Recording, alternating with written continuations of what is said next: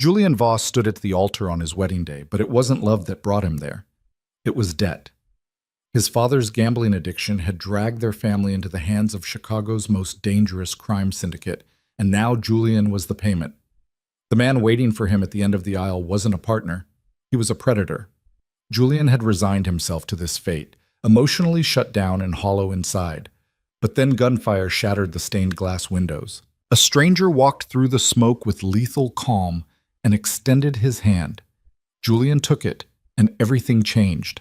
If you want to see where this dangerous love story leads, stay until the end. And please, like this video and comment with your city so I can see how far this story reaches. What? The chapel smelled like old wood and fear. Julian Voss adjusted his tie for the third time, staring at his reflection in the small mirror someone had propped against the wall of the preparation room. His hands were steady. That surprised him. He'd expected them to shake, expected some visceral reaction to what was about to happen, but there was nothing. Just a dull acceptance that settled over him like winter frost. 24 years old, and this was how it ended. Not with a choice, not with love, with a transaction. "You look good, son."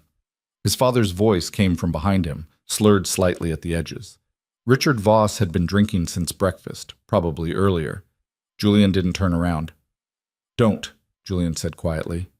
"Don't what?" "Don't call me son right now."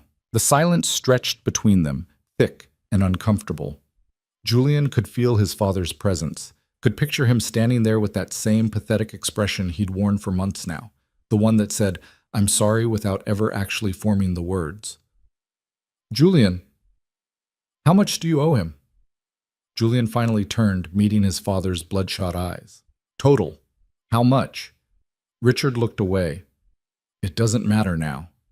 It matters to me." "2 million, his father whispered. "Give or take."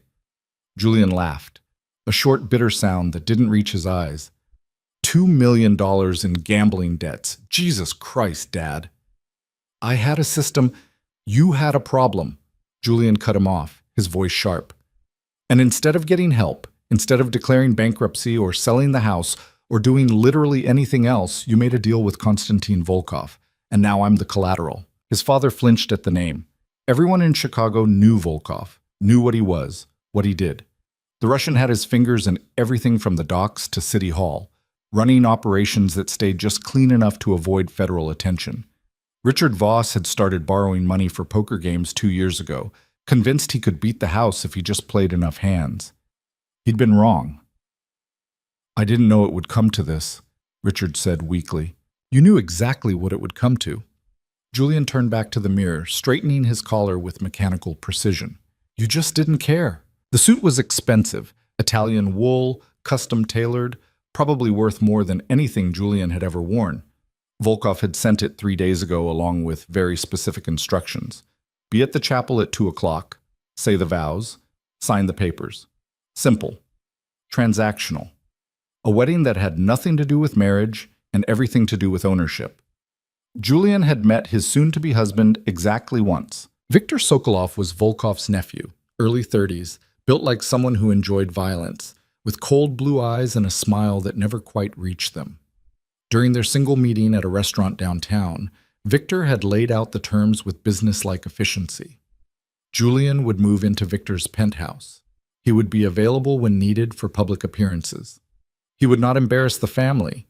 In exchange, his father's debt would be forgiven. "What if I say no?" Julian had asked. Viktor had taken a sip of whiskey, considering the question like it was a curiosity rather than a threat. "Then your father's body washes up in the Chicago River, and you get to live with that decision. Your choice." It wasn't a choice. Not really. A knock at the door interrupted his thoughts. A man in a dark suit poked his head in, one of Volkov's security team. "5 minutes," the man said in a thick accent. Julian nodded. The man disappeared. Richard moved closer, reaching out like he wanted to put a hand on Julian's shoulder. Julian stepped away. "Don't touch me. I'm sorry. You've been sorry for 2 years, Dad.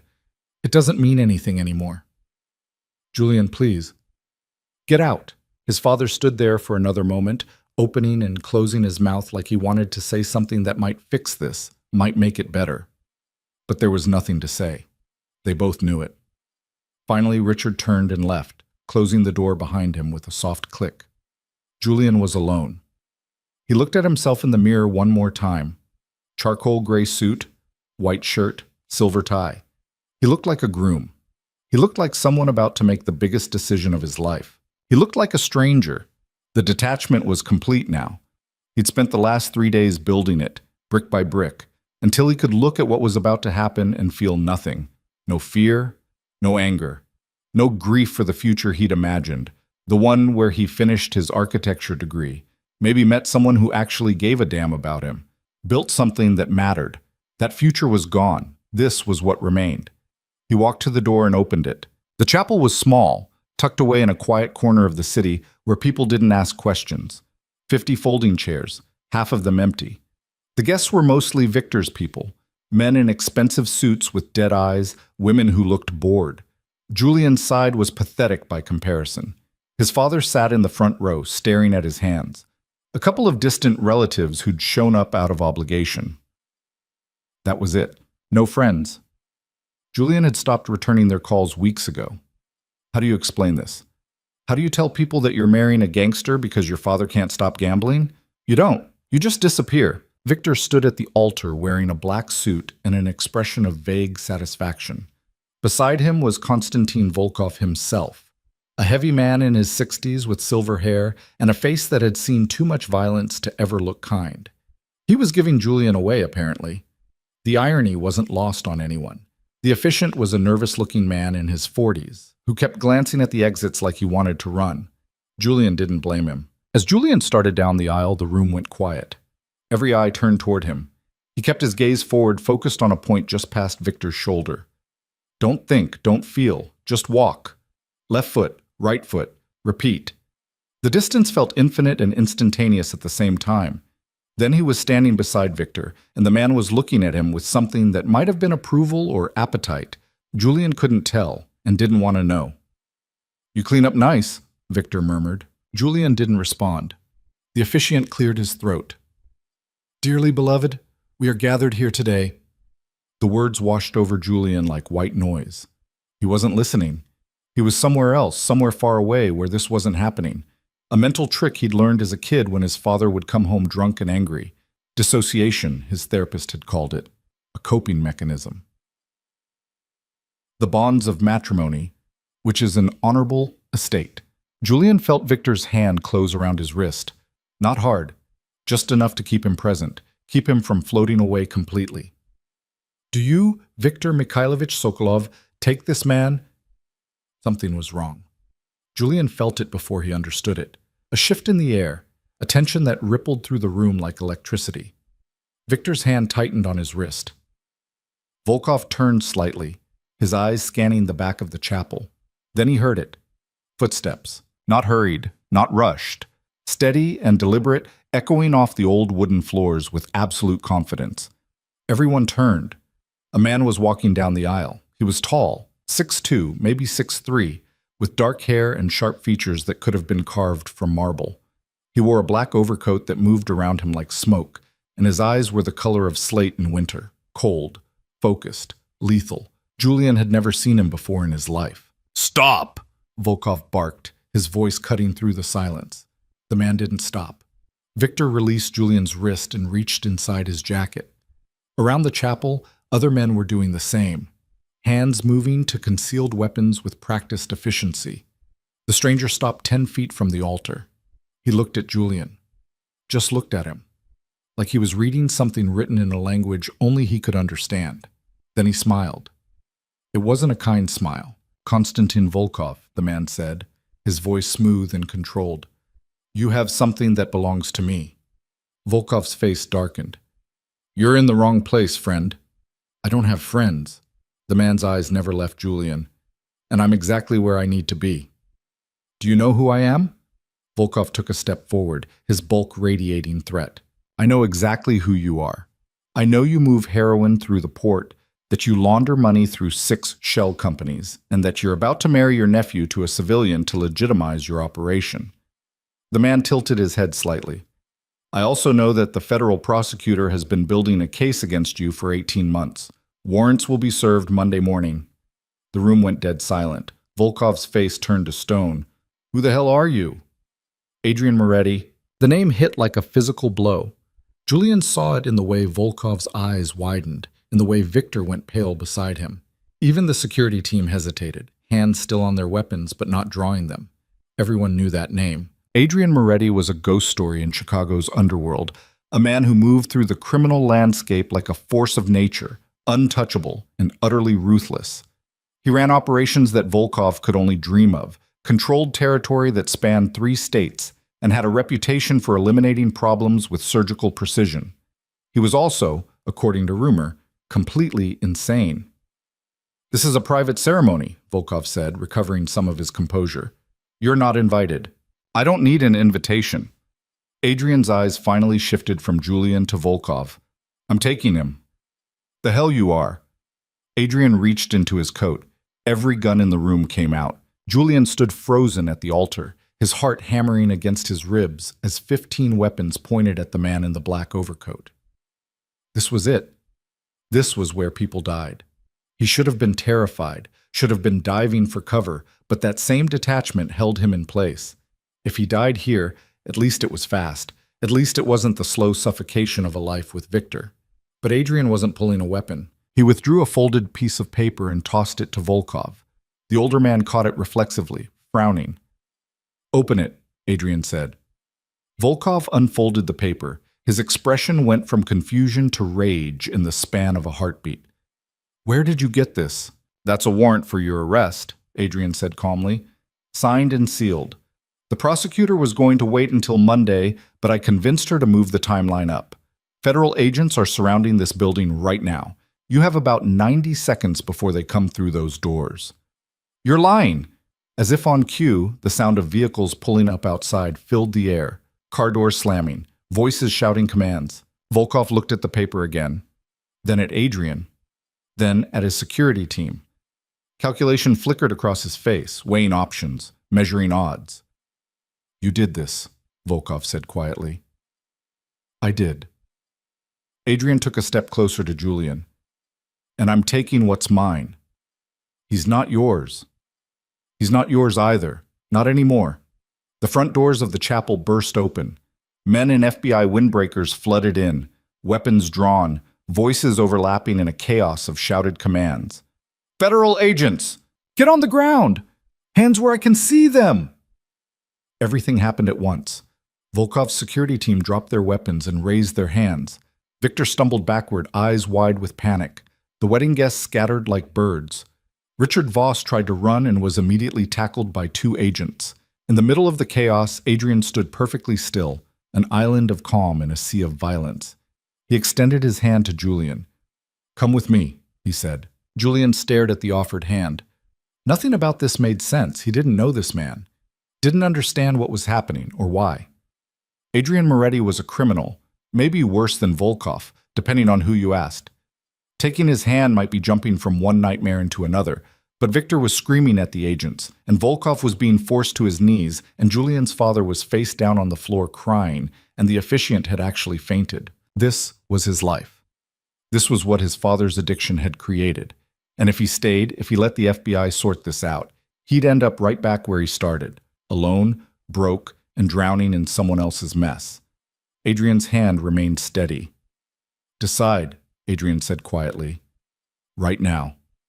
Julian took his hand. Adrian's grip was firm and warm. He pulled Julian close, turning him away from the chaos and toward the side exit. No one tried to stop them. The FBI was focused on Volkov and his people, and in the confusion, 2 men walking calmly out of the chapel barely registered. They stepped into the cold October air. A black car was waiting, sleek and expensive, engine running. The driver's door opened and a woman in her 30s stepped out, blonde hair pulled back in a severe ponytail. "We're clear," she said to Adrian. "Good. Let's move." Adrian opened the back door and guided Julian inside. The interior was leather and luxury, the kind of car Julian had only seen in movies. Adrian slid in beside him, and the woman got back behind the wheel. They pulled away from the chapel smoothly, merging into afternoon traffic like nothing unusual had just happened. Julian's heart was still racing. He looked back through the rear window and saw FBI agents swarming the building, saw Victor being led out in handcuffs, saw the ruins of what was supposed to be his wedding day. "What just happened?" Julian's voice came out rougher than he expected. "I saved your life," Adrian said simply. "Why?" Adrian turned to look at him, and Julian felt the weight of that gaze. Intelligent, calculating, dangerous. "Because you have something I need." "I don't have anything." "You have information. You just don't know it yet." The car turned onto the highway, heading north out of the city. Julian's mind was spinning, trying to catch up with reality. 1 minute, he'd been getting married to a violent criminal as payment for his father's debts. The next, a different criminal had staged what amounted to a raid and kidnapped him. This was not an improvement. "Where are you taking me?" Julian asked. "Somewhere safe. I want to go home." "You don't have a home anymore." Adrian's tone wasn't cruel, just factual. "Volkov's people will be looking for you once they make bail. They'll think you cooperated with the FBI. They'll come after you to send a message." "I didn't cooperate with anyone. I didn't even know what was happening." "Doesn't matter. Optics matter. And right now, you look like an informant."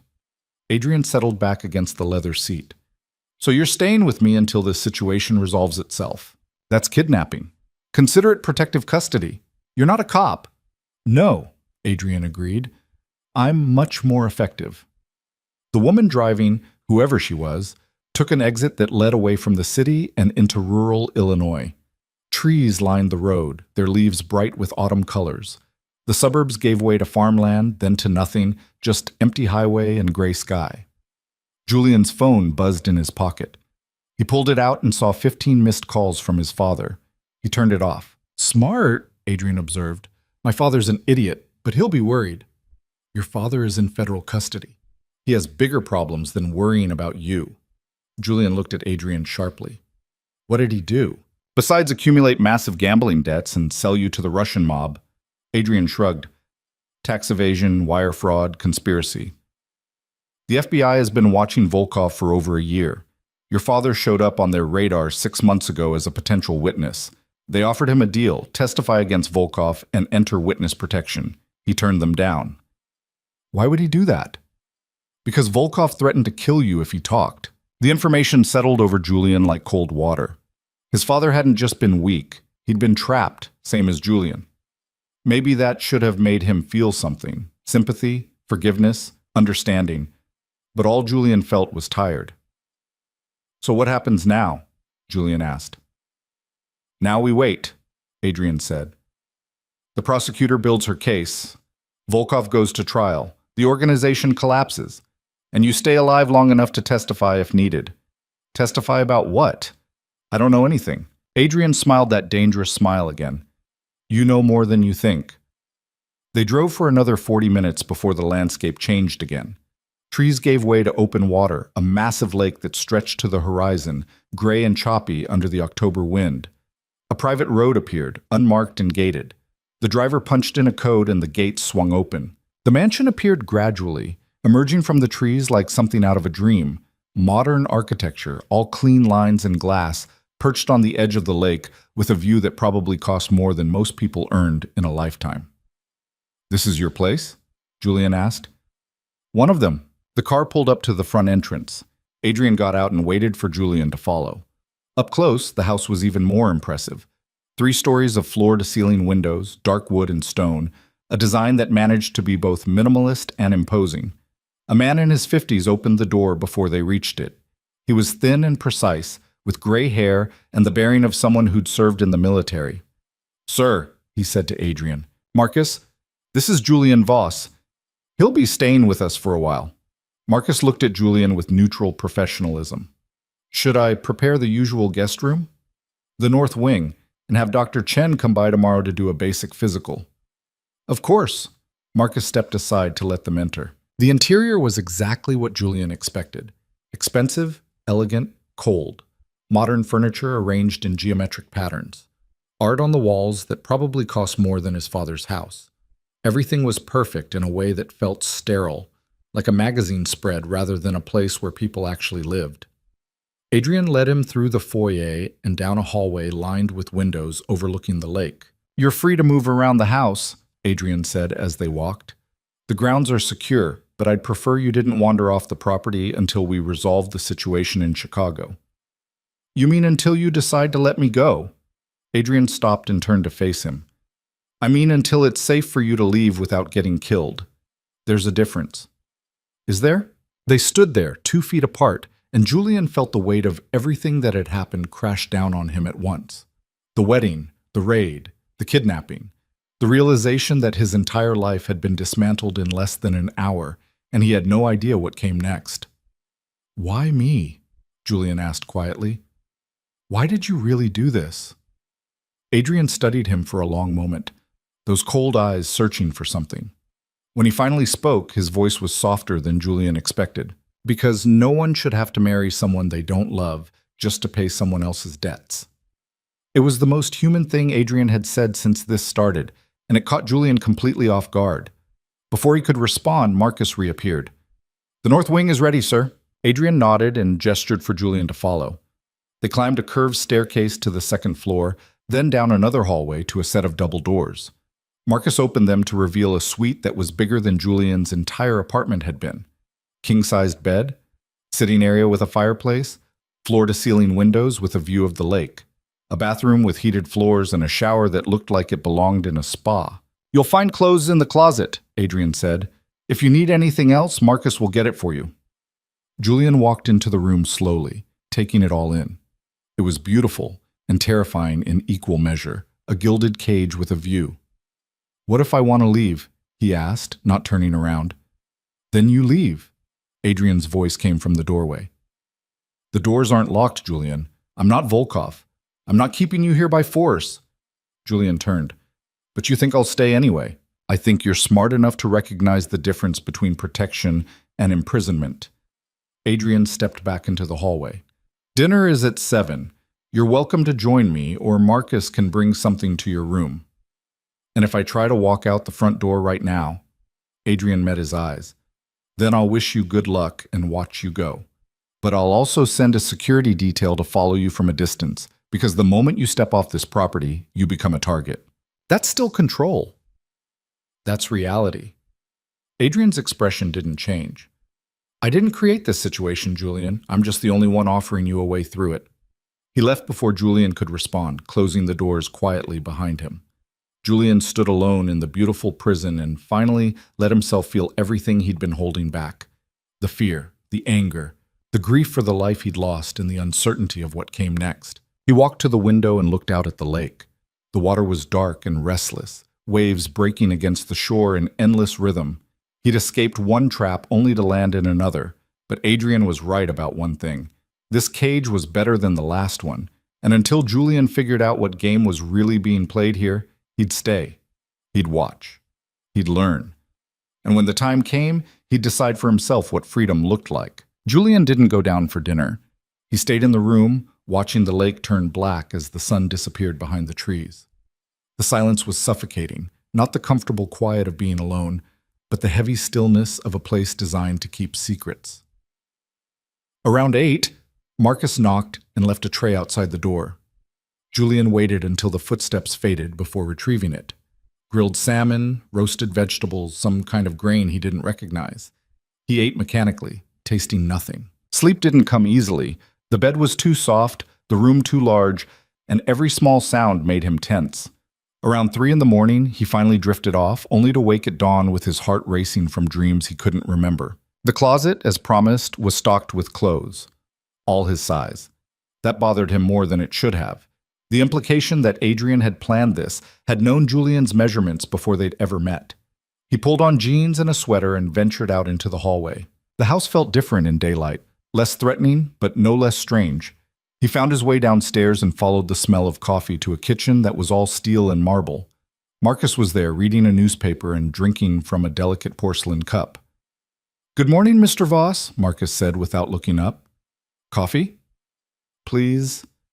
Marcus poured a cup and slid it across the counter. Julian wrapped his hands around it, grateful for the warmth.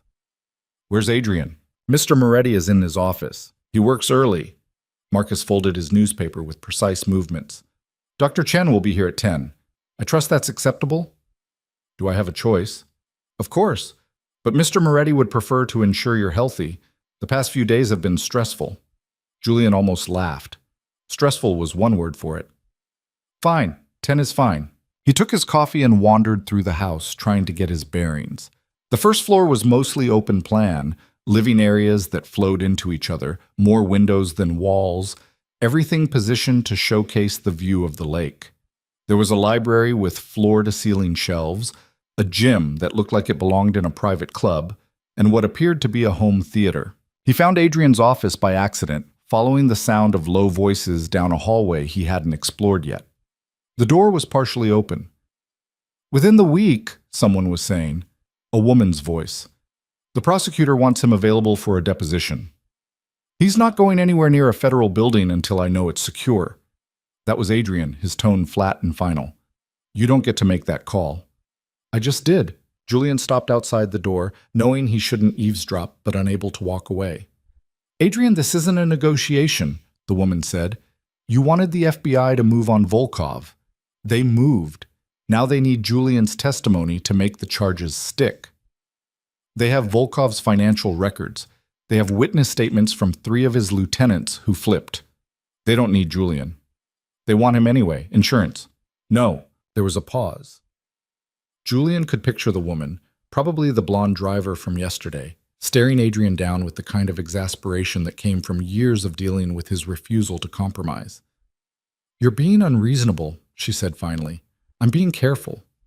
There's a difference. He's not your responsibility. He is now. Julian's chest tightened at those words. He stepped back from the door, but not quickly enough. Adrian appeared in the doorway, eyes sharp. Julian. Not a question, a statement of fact. I was looking for coffee, Julian lied. There's a full pot in the kitchen. Right. I found it. Adrian studied him for a moment, then stepped aside. Come in. It wasn't a request. Julian walked into the office, and the blonde woman from yesterday looked up from a laptop. She was dressed in black slacks and a fitted jacket, her expression professional but not unfriendly. Julian Voss, this is Sarah Chen, Adrian said. She handles security and logistics for my operations. Different Dr. Chen, I assume, Julian said. Sarah smiled slightly. My sister. She'll be here at 10 to check you over. Everyone in your organization related? Julian asked. Only the competent ones, Sarah replied, closing her laptop. I'll give you two some privacy. She left, and Adrian gestured to a chair. Julian sat. The office was smaller than he'd expected, functional rather than ostentatious. A desk with 2 monitors, file cabinets, a few framed photographs on the wall. One showed Adrian shaking hands with someone in a suit. Another was a landscape, mountains, maybe Colorado or Montana. How much did you hear? Adrian asked, settling into the chair behind his desk. Enough to know the FBI wants me to testify. They want a lot of things. That doesn't mean they get them. It's not really up to you, is it? Adrian leaned back, fingers steepled in front of his face. Everything is up to me when it happens on my property, with someone under my protection. I didn't ask for your protection. You took my hand. I took a stranger's hand to get away from a worse situation. That's not the same as asking you to run my life. I'm not running your life. I'm keeping you alive. Adrian's voice didn't rise, but there was steel underneath. Volkov made bail this morning, $8 million, cash. He's out. Julian's stomach dropped. Already? He has expensive lawyers and friends in the right places. The prosecution will fight it, but for now, he's free. Adrian's eyes didn't leave Julian's face. His first call was to his nephew. His second was to a man named Dmitry Kuznetsov, who specializes in making problems disappear. You're a problem. I don't know anything that could hurt him. You were at that chapel. You saw the FBI raid. You're a loose end. Adrian pulled up something on one of his monitors, then turned it so Julian could see. It was a photograph, grainy, taken from a distance. Julian recognized himself standing outside the chapel, Adrian's hand on his arm, the black car waiting. Where did you get that? Volkov's people took it. It's already circulating in certain circles. Adrian closed the image. They think you're working with me, which, technically, you are now. I'm not working with you. I'm a hostage. You're a guest. Guests can leave. This one can't. Not yet. Julian stood abruptly, anger finally breaking through the numbness he'd been carrying since yesterday. You don't get to decide that. I already have. Then you're no better than Victor. The words hung in the air like a slap. Adrian's expression didn't change, but something shifted in his eyes. Something cold and dangerous that made Julian's instinct for self-preservation kick in hard. Sit down, Adrian said quietly. No. Sit down. There was a quality to Adrian's voice that Julian had never heard directed at him before. Absolute authority, backed by the unspoken threat of what would happen if he didn't comply. Julian sat. He hated himself for it, but he sat. Viktor Sokolov is a violent sociopath who is going to rape you on your wedding night and probably kill you within a year, Adrian said, his tone conversational now. I am a businessman who operates outside the law and occasionally does terrible things to terrible people. We are not the same. Don't make that comparison again. You kidnapped me. I extracted you from a situation that would have ended with your death. If you want to call that kidnapping, fine. But understand the alternative. The alternative is I make my own choices. The alternative is Volkov's people find you in some apartment in Chicago and you disappear. They'll torture you first. Not because they need information, but because they want to send a message. Then they'll kill you and dump your body somewhere it won't be found for weeks. Adrian's voice was still calm, still controlled. That's the alternative. So yes, you're here. Yes, you'll stay until this situation resolves.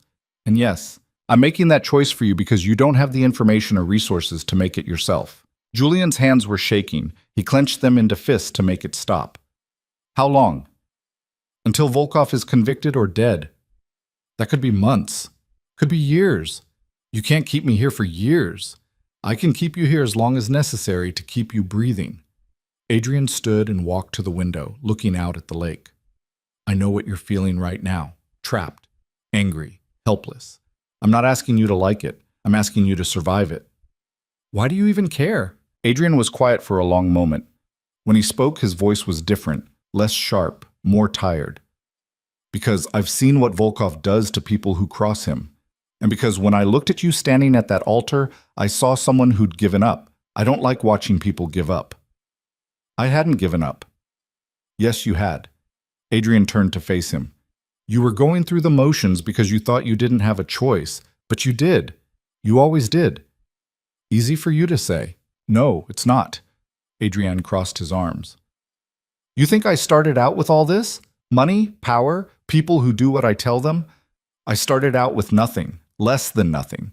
And the only reason I survived is because I learned to see the choices other people missed. Julian didn't know what to say to that. He looked at Adrian, really looked at him, and for the first time noticed the small details he'd missed before. The thin scar along Adrian's jaw. The way he held himself, always balanced, always ready. The exhaustion buried deep in his eyes that suggested he didn't sleep much either. What do you want from me? Julian asked quietly. Right now? I want you to let Dr. Chen examine you, eat something, and try not to do anything stupid. Long term? Adrian shrugged. I want you to figure out what you actually want instead of just reacting to what other people have done to you. And you're going to help me with that. I'm going to give you time and space to figure it out yourself. Dr. Chen arrived exactly at 10. She was younger than Marcus, early 40s maybe, with kind eyes and a no-nonsense demeanor. She set up in one of the downstairs rooms that had apparently been converted into a makeshift examination space. How are you feeling? She asked as she took Julian's blood pressure. Like I've been kidnapped by a crime boss. Sarah said you had a sense of humor. She made a note on her tablet. Any pain? Headaches? Nausea? No. Sleeping okay? Not really. That's normal given the circumstances. She checked his pulse, his reflexes, asked him about his medical history. When she was finished, she sat back and looked at him seriously. Physically, you're fine. Stressed, but that's to be expected. I can prescribe something for sleep if you want. I don't want to be sedated. It's not sedation, just something to help you rest. Julian considered it. Maybe. Dr. Chen pulled out a prescription pad and scribbled something down. 1 pill at night, only if you need it. Don't mix it with alcohol. She handed him the paper. And Julian? Adrian's not a bad man. He's just a man who's been forced to make bad choices. There's a difference. Everyone keeps telling me that. Because it's true. She packed up her equipment. You could do worse for protection. After she left, Julian wandered the house again. He found a room on the second floor that overlooked the back gardens, or what would be gardens in spring. Now they were just beds of mulch and the skeletal remains of summer plants. He sat by the window and watched the wind move through the bare branches. He must have dozed off because when he opened his eyes, the light had changed and someone was standing in the doorway. Adrian. "Dinner's ready," Adrian said. Julian blinked away the fog of sleep. "I can eat in my room again." "You could, but I'd prefer if you joined me." "Is that an order?" "It's an invitation." Julian studied him, trying to figure out what game was being played, but Adrian's expression was unreadable as always. "Fine," Julian said finally. The dining room was on the west side of the house, positioned to catch the sunset over the lake. The table could have seated 12 easily, but only 2 places had been set.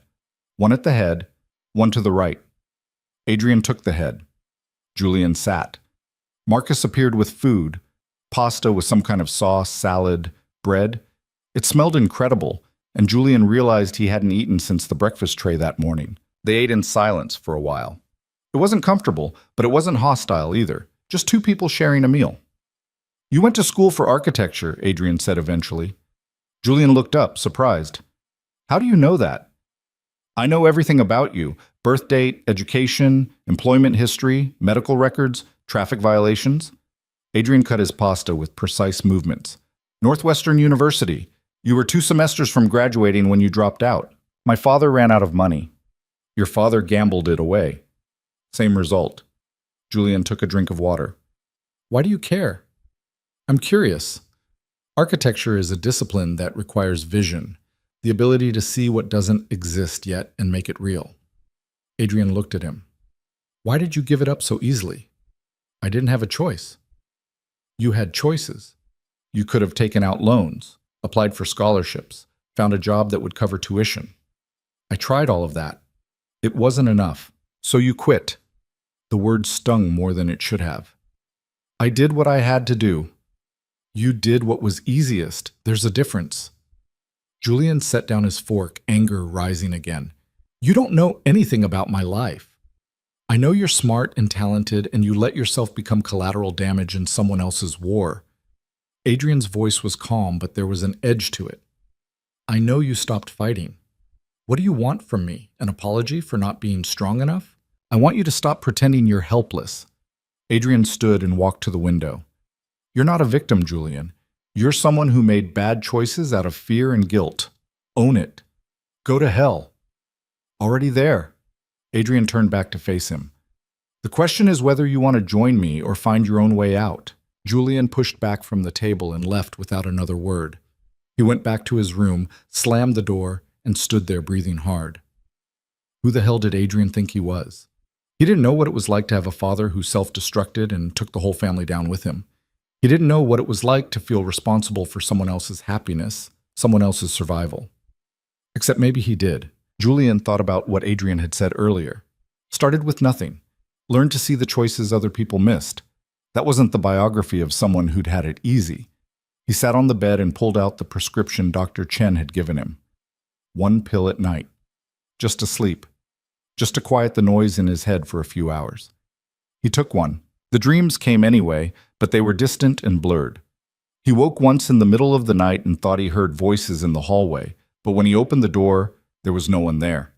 Morning came too fast. Julian showered, dressed, and went downstairs. Marcus was in the kitchen again, and this time Sarah was with him, both of them hunched over a laptop. "Morning," Sarah said without looking up. "What's going on?" "Work." She closed the laptop. "Adrian wants to see you in his office." Julian's stomach tightened. "Why?" He didn't say. Julian found Adrian exactly where he'd been the day before, sitting behind his desk with multiple screens open. He looked like he hadn't slept, but his focus was sharp. "Sit," Adrian said. Julian sat. Adrian turned one of the monitors toward him. On the screen was a video, security footage, grainy and black and white. It showed Julian walking out of a building downtown. The timestamp was from 3 weeks ago. "What am I looking at?" Julian asked. "You tell me. Where were you going?" Julian squinted at the image, trying to remember. 3 weeks ago, he'd still been living in his apartment, trying to avoid his father's increasingly desperate phone calls about the wedding. He'd been working part-time at an architectural firm doing drafting work. "I was going to lunch," Julian said slowly. "There's a sandwich place near the office." Adrian fast-forwarded the video. Now Julian was coming back, carrying a bag and a coffee cup. Behind him, barely visible, was another figure, a man in a dark jacket, keeping his distance but clearly following. "You were being surveilled," Adrian said. Julian's chest went cold. "By who?" "Volkov's people. They started watching you 2 weeks before the wedding." Adrian pulled up another video. This one showed Julian's apartment building. "They knew your schedule, your routines, everywhere you went." "Why are you showing me this?" Adrian pulled up a third video. This one was different. The angle was wrong, too close. It took Julian a moment to realize it was from a phone camera, not a security system. The footage showed the interior of a car, and in that car, clearly visible through the windshield, was Julian getting into an Uber. But that wasn't what made Julian's blood run cold. In the background, reflected in a store window, was another man, and that man was taking photographs. "This was taken by one of Volkov's surveillance team," Adrian said. 4 days before your wedding. You got into that Uber and went to your father's house. Do you remember why?" Julian's mind raced back. 4 days before the wedding, he'd gone to see his father one last time to try to convince him there had to be another way. They'd fought. His father had cried. Julian had left. "I went to talk to my dad," Julian said. "And on your way out, what did you do?" Julian tried to remember. He'd been upset, distracted. He'd checked his phone, called for an Uber, waited on the sidewalk. Then he remembered. "There was a folder," Julian said slowly, "on the front seat of the car. I thought my dad had left it. I grabbed it when I got out." Adrian's expression didn't change, but something flickered in his eyes. "What was in the folder?" "I don't know. I was upset. I just threw it in my bag and forgot about it." "Where's the bag now?" "In my apartment." "I think. I haven't been back since—" Julian stopped. "Since the wedding, that wasn't." Adrian stood. "We need to get that folder." "Why? What's in it?" "I don't know yet, but Volkov's people have been tearing Chicago apart looking for it." Adrian grabbed his phone and started texting. "They've hit your apartment twice, your father's house, even the architectural firm where you worked. Whatever's in that folder, it's worth killing for." Julian's mind was spinning. "I don't even know if I still have it. It could be anywhere." "Then we're going to find it." Adrian headed for the door, then stopped and looked back. "And Julian? This is why you're here. This is why I took you from that chapel. You didn't just witness Volkov's arrest. You have evidence that could destroy what's left of his organization. I don't want to destroy anything. I just want my life back. Your old life is gone. But if we find that folder, we can build you a new one." Adrian's expression softened slightly. "One where you're not looking over your shoulder every day." They took the black car again, but this time Sarah drove and Marcus came along, sitting in the front passenger seat with a gun visible in a shoulder holster. Julian tried not to stare at it. The drive back to Chicago took an hour. Julian watched the landscape change from rural emptiness to suburban sprawl to the familiar streets of the city he'd lived in his whole life. It felt alien now, like returning to a place that had moved on without him. His apartment building was in a neighborhood that straddled the line between gentrification and decay. The landlord had been promising renovations for 3 years. They still hadn't happened. Adrian parked a block away and turned to Julian. "Which floor?" "Third. Apartment 3B. Stay in the car." "It's my apartment." "And if Volkov's people are watching it, you're a target." Adrian's tone left no room for argument. "Stay here. Sarah will stay with you." He got out with Marcus, and the two of them walked toward the building with the casual confidence of people who did this regularly. Julian watched them disappear inside. "He's good at this," Sarah said from the driver's seat. "Good at what?" "Protecting people. It's annoying, actually. Makes the rest of us look bad." Julian almost smiled. "How long have you worked for him?" 6 years, since I got out of the service." "Military?" "Army intelligence. Adrian recruited me before I'd even officially separated." Sarah glanced at him in the rearview mirror. "He has a thing for collecting people who are good at what they do." "Is that what I am? Collected?" "You're something. I'm not sure what yet." Sarah's phone buzzed. She glanced at it and frowned. They're in. The minutes stretched. Julian watched people walk by on the sidewalk, a woman with a stroller, a man walking a dog, a group of teenagers laughing about something. Normal life, happening all around him while his own existence had become something out of a thriller. His phone rang. He'd turned it back on that morning against his better judgment. The caller ID showed his father's number. He answered. Julian? His father's voice was rough, desperate. Julian, where are you? I'm fine, Dad. The FBI came to the house. They said Volkov made bail. They said, you're in danger. I know. I'm being careful. You need to come in. Talk to them. They can protect you. Julian almost laughed. I'm already protected. By who? That man from the wedding? His father's voice rose. Julian, I looked him up. Adrian Moretti is dangerous. You need to get away from him. I'm safer with him than I was at that altar. You don't know that. Yes, I do. Julian surprised himself with the certainty in his voice. Dad, I have to go. Wait. Julian hung up. Sarah was watching him in the mirror. Family's complicated, she said. That's one word for it. Adrian emerged from the building 15 minutes later carrying a black leather messenger bag. Julian's bag, the one he'd taken to work every day for 2 years. Marcus was right behind him, scanning the street. They got back in the car quickly. Adrian handed the bag to Julian. Check it, Adrian said. Julian unzipped the bag. Inside were his laptop, a few notebooks, pens, and there, at the bottom, a manila folder slightly bent from being shoved in and forgotten. He pulled it out with shaking hands. Open it, Adrian said. Julian did. Inside were photographs, dozens of them. They showed men meeting in restaurants, parking garages, offices. Some faces Julian recognized from news reports.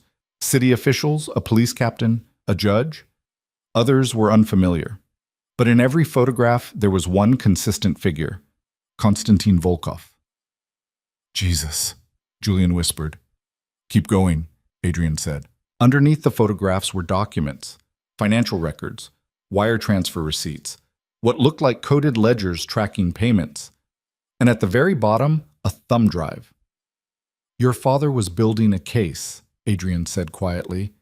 He was going to testify after all.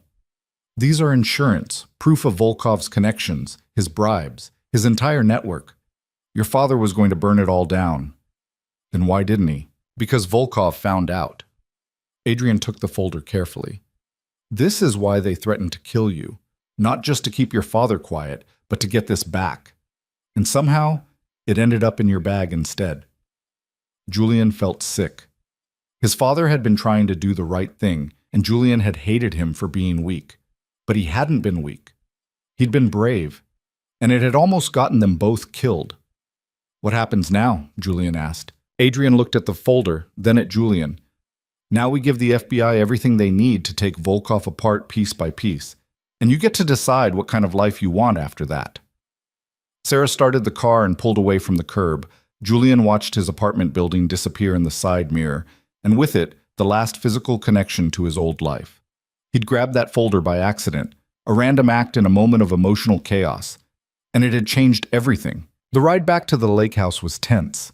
Adrian spent the entire drive on his phone, speaking in clipped sentences that Julian only half understood, names he didn't recognize, times and locations. The word containment repeated 3 times. Sarah drove fast but controlled, her eyes constantly checking the mirrors.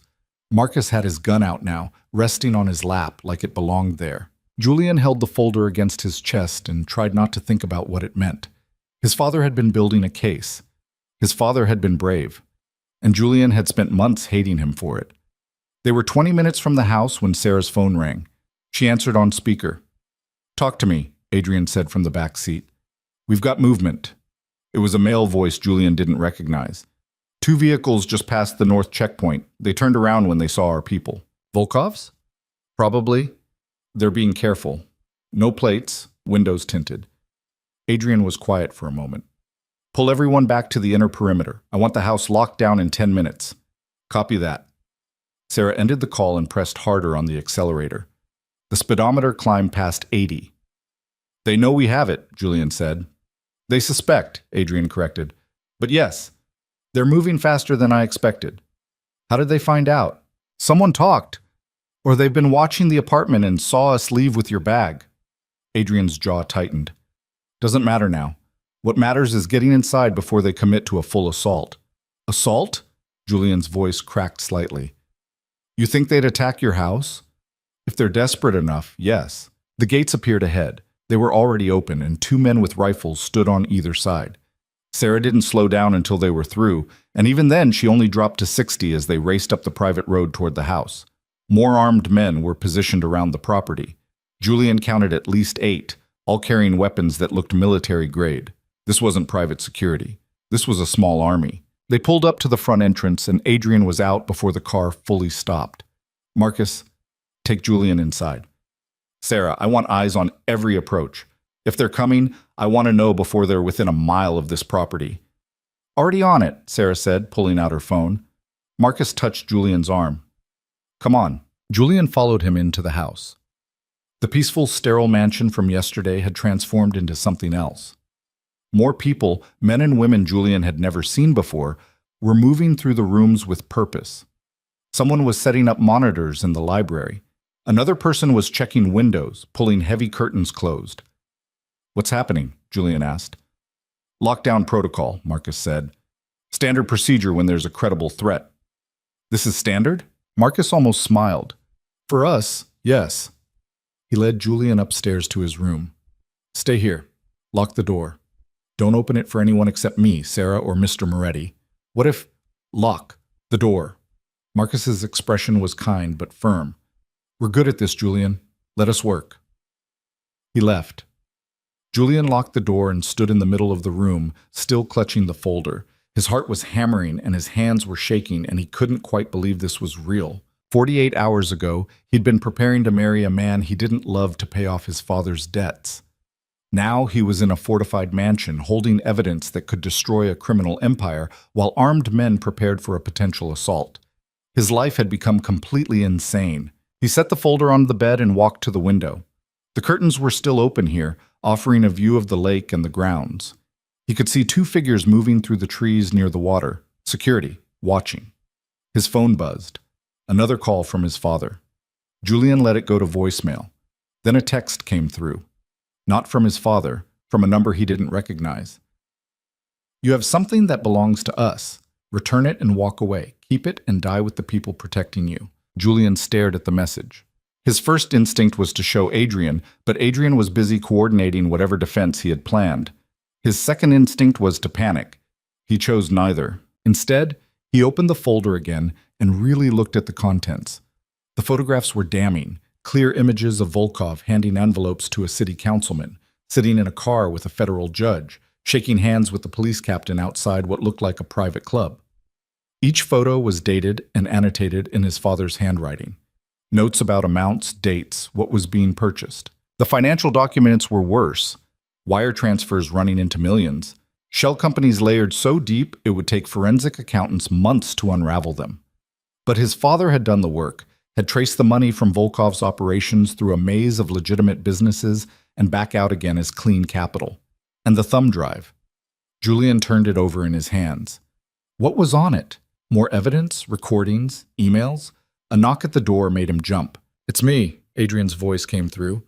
Julian unlocked the door. Adrian stepped inside and Julian noticed he was wearing a shoulder holster now, a gun visible under his jacket. You armed? Julian asked. Always. Adrian saw the folder spread across the bed. Finding anything useful? Besides proof that Volkov owns half the city government? Julian handed him his phone, showing the text message. This came 5 minutes ago. Adrian read it without expression. They're trying to scare you. It's working. Don't let it. Adrian handed the phone back. Fear makes people stupid. Right now we need you thinking clearly. I'm not trained for this. I don't know what I'm supposed to do. You're supposed to stay alive and let me handle the rest. Adrian picked up one of the photographs, the one showing Volkov with the judge. Your father did good work here. This is exactly what the prosecution needs. He never told me he was doing this. Would you have wanted him to? Julian thought about it. No, probably not. I would have tried to stop him. Because you thought he was weak. But collecting this kind of evidence requires patience and nerve. Your father had both. Adrian set the photo down. He was protecting you the only way he knew how. By putting himself in danger? By making sure that if something happened to him, you'd have the ammunition to fight back. Adrian looked at Julian directly. That folder was meant for you. He knew you'd find it eventually. Julian sat on the edge of the bed, the weight of that realization pressing down on him. His father had been preparing for his own death, had known it might come. And instead of running, instead of taking the FBI's witness protection offer, he'd stayed and documented everything. I was so angry at him, Julian said quietly. You had a right to be. He made terrible choices that hurt you. But he was trying to fix them. People are complicated. Adrian walked to the window and looked out. They screw up and they try to make it right, and sometimes they screw up the fix too. Your father loved you. He was also an addict who destroyed your family's finances. Both things can be true. Julian had spent so long seeing his father as just one thing, the man who'd failed him, that it was disorienting to acknowledge the other parts. The man who'd loved his mother before she died. The man who'd taught Julian how to ride a bike and helped with homework and believed his son could be an architect. The man who'd risked everything to try to save him. What's going to happen? Julian asked. In the next hour? Volkov's people will likely test our defenses. They'll probe the perimeter, see how we respond, try to find weaknesses. Adrian's tone was matter-of-fact. If they're smart, they'll realize they don't have the manpower or firepower to take this position, and they'll back off. If they're desperate, they'll try anyway, and it'll get messy. People could die. Yes. Because of me. Because of Volkov. Adrian turned to face him. Don't take responsibility for other people's violence, Julian. You didn't create this situation. You're just caught in it. So were you. You could have left me at that chapel. I could have done a lot of things. Adrian's expression was unreadable. I chose this. Before Julian could respond, Sarah's voice came through a radio on Adrian's belt. Movement on the East Access Road. 3 vehicles. They're not trying to hide anymore. Adrian unclipped the radio. How many people? At least 12 that I can see. Probably more. Rules of engagement? Warning shots if they breach the outer perimeter. Live fire if they continue to advance. Sarah paused. Adrian, they've got serious hardware. This isn't a scare tactic. Adrian's jaw tightened. Hold position. I'm coming down. He looked at Julian. Stay in this room. Lock the door behind me. Do not open it unless you hear my voice or Marcus's. Understand? Yes. Adrian started to leave, then stopped. Julian, if something happens to me, there's a safe room in the basement. Marcus knows where it is. Get there and don't come out until the FBI arrives. Nothing's going to happen to you. Probably not. But if it does, you survive this. Whatever it takes. Adrian's eyes held his for a moment. Promise me. I promise. Adrian nodded once and left. Julian locked the door and stood there listening to the sounds of the house mobilizing. Footsteps. Low voices. The click of weapons being checked. He went back to the window. From this angle, he could see part of the front drive. 3 black SUVs were stopped at the outer gate, maybe 500 yards from the house. Men were getting out. Even from this distance, Julian could see they were armed. This was really happening. His phone buzzed again. Another text from the unknown number. Last chance. Folder for your life. We're at the gate. Julian's hands were shaking as he typed a response. Go to hell! He hit send before he could second guess it. The response came immediately. Wrong choice. The gunfire started 30 seconds later. Julian dropped to the floor on instinct, his heart trying to break through his ribs. The sound was impossibly loud even from inside the house, sharp cracks that echoed across the property. He crawled to the window and risked a look. The SUVs were rolling forward slowly, and men were advancing on foot using the vehicles as cover. Adrian's security team was returning fire from positions around the property. Julian saw muzzle flashes in the trees, heard the distinct sound of bullets hitting metal and glass. One of the SUV's windshield shattered. The vehicle swerved but kept coming. This wasn't a probe. This was an assault. Julian's mind raced. He had to do something. He couldn't just hide up here while people fought and possibly died over a folder he'd grabbed by accident. But what could he do? He wasn't trained. He wasn't armed. He was just a failed architecture student who'd been in the wrong place at the wrong time. The folder. That was what they wanted. That was what all of this was about. An insane idea began forming in his head. Insane and probably suicidal, but it was something. He grabbed the folder, opened his door, and ran. The house felt different now, less like a home and more like a bunker. The main floor was organized chaos. People moving with purpose, coordinating over radios, weapons in hand. Julian spotted Sarah by the front windows, speaking rapidly into a phone. "I need that helicopter now," she was saying. "I don't care about the weather. Get it in the air." Julian ran past her toward the back of the house.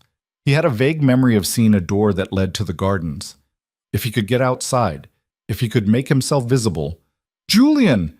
Marcus appeared from somewhere, grabbing his arm. "What the hell are you doing?" "They want the folder. I'm going to give it to them." "That's the stupidest thing I've ever heard." "They'll leave if they have it. No one else has to die. They'll kill you the moment you step outside." Marcus tried to pull him back. "Mr. Moretti's orders were clear. You stay inside." "Adrian doesn't get to decide whether I live or die." Julian wrenched his arm free. "This is my choice." He ran before Marcus could stop him, barreling through the door that led to a mudroom and then outside. The cold air hit him like a slap. The gunfire was louder out here, closer. He could smell smoke. Julian ran toward the front of the property, waving the folder above his head. "I have it," he shouted. "I have what you want." The shooting stopped. The sudden silence was deafening. Julian stood in the open, exposed and vulnerable, holding the folder like a white flag. One of the SUV's doors opened. A man stepped out. Tall, broad-shouldered, with a shaved head, and a face that looked like it had been broken and badly reset multiple times. He was holding a rifle, but it was pointed at the ground. "Julian Voss," the man called out. Russian accent, thick and guttural. "That's me. You have something we need." "I know." Julian's voice was steadier than he felt. "You can have it. Just leave. No one else gets hurt." The man laughed. It wasn't a nice sound. "You think we came all this way just for folder? We came for you too." "Why?" "Because Konstantin Volkov wants to look you in the eye when he kills you." The man raised his rifle. "But he will settle for your body." Julian heard the shot before he felt it, except he didn't feel it, because he was on the ground, and Adrian was on top of him, and the bullet had gone somewhere else. "Stay down," Adrian growled in his ear. More gunfire erupted. Julian heard return fire from the house, heard the Russian man shouting orders, heard engines revving. Adrian rolled off him and pulled him to his feet, dragging him back toward the house with one hand while firing his pistol with the other. Julian stumbled, trying to keep up, his ears ringing from the noise. They made it through the door. Marcus slammed it shut behind them and locked it. "Are you out of your mind?" Adrian shouted at Julian. It was the first time he'd raised his voice, and the fury in it was terrifying. "What the hell were you thinking?" "I was thinking people were dying because of me." "So your solution was to get yourself killed?"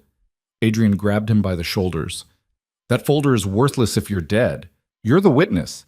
You're the one who can testify that your father gave this to you, that it came from Volkov's operations. Without you, it's just paper." Julian hadn't thought of that. Of course he hadn't. He'd just reacted. "I'm sorry," he said. Adrian let him go and turned to Sarah, who was back on her phone. "How long?" Adrian asked. 10 minutes, maybe less." Sarah looked grim. "But Adrian, if they breach the house before then, they won't." "You don't know that." "I know we're not giving them an inch." Adrian checked his weapon. "Julian, get to the basement, now." "I'm not leaving you." "You are if I have to have Marcus carry you." Marcus stepped forward, and Julian realized he meant it. He'd be physically removed if necessary. "Fine," Julian said, "but if you die out here, I'm going to be really pissed." Adrian's expression softened slightly.